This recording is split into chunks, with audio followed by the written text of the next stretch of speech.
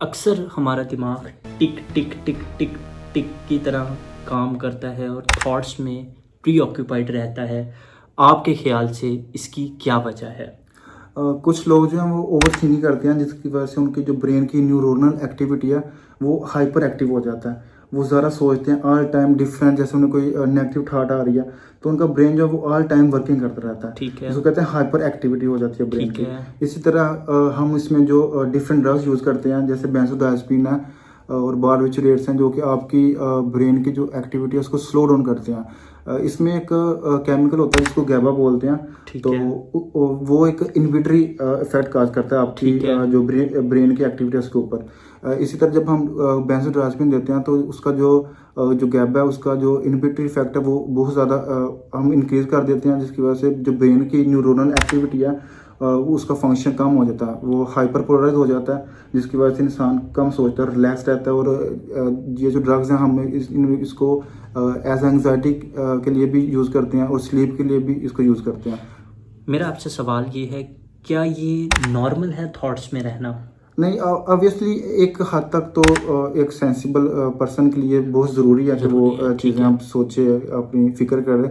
लेकिन कुछ लोग होते हैं उनमें ओवर थिंकिंग की वजह से, फियर की वजह से ना, जो ब्रेन की एक्टिविटी है वो ऑल टाइम जो है ना वो हाइपर एक्टिव हो जाती है, जो कि बुरी चीज़ है, अब नॉर्मल चीज़ है। अब नॉर्मल चीज़ है। इसमें जो एक पेशेंट होता है उसको सुकून नहीं आता ना, वो ऑल टाइम नेगेटिव थाट और फियर में रहता है।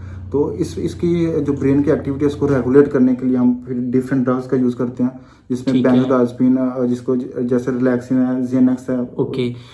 अगर डॉक्टर साहब ओवर थिंकिंग ना हो, आप नॉर्मली सोच रहे हो, तो कई दफ़ा हम थॉट्स को कंट्रोल कर सकते हैं, या हम शायद किसी अपने आप को एक्टिविटी में मसरूफ़ कर दें, बिल्कुल या एक्सरसाइज करना बिल्कुल शुरू कर विदाउट दें। ड्रग्स भी आप इसको आपका जो एक ब्रेन की न्यूरोनल एक्टिविटी है उसको रेगुलेट कर सकते हैं, डिफरेंट फूड के थ्रू या डिफरेंट जो एक्सरसाइज आप करते हैं उसके थ्रू आप इसको कंट्रोल कर सकते हैं।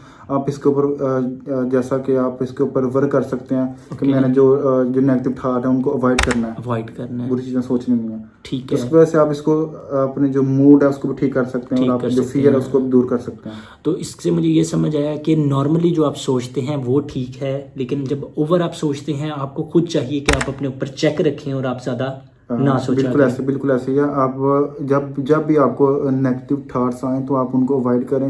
हाँ ज़रूर, बाकी जो चीज़ें आपकी जो डेली बेसिस पे आपकी चीज़ें होती हैं उनके ऊपर आप गौर व फिर करते हैं और थिंक करते हैं, जो कि एक नेसेसरी चीज़ भी है। लेकिन जब बंदा ओवर थिंक करता है और that things even not exist, उनके ऊपर ऐसे बंदा सोचता है ये हो जाएगा वो हो जाएगा, तो ब्रेन ऑल टाइम वो फिर एक्टिव हो जाता है, वो ऑल टाइम कोई ना कोई थॉट आते मतलब रहते हैं। आपकी बात से ये समझाऊं कि हमें चीज़ों की एज सच परेशानी नहीं लेनी चाहिए, अगर जो एग्जिस्टेंस में है ही नहीं, हम अपने थॉट्स में ज़्यादा सफ़र करना शुरू कर देते हैं। कुछ लोग ऐसे होते हैं, ये डिजीज है, दिस इज नॉट नॉर्मल, कि जब जिसमें ब्रेन की एक्टिविटी ज़्यादा हो जाती है और आप नेगेटिव चीज़ें सोचते हो जो कि रियल लाइफ में एग्जिस्ट नहीं करती। नहीं।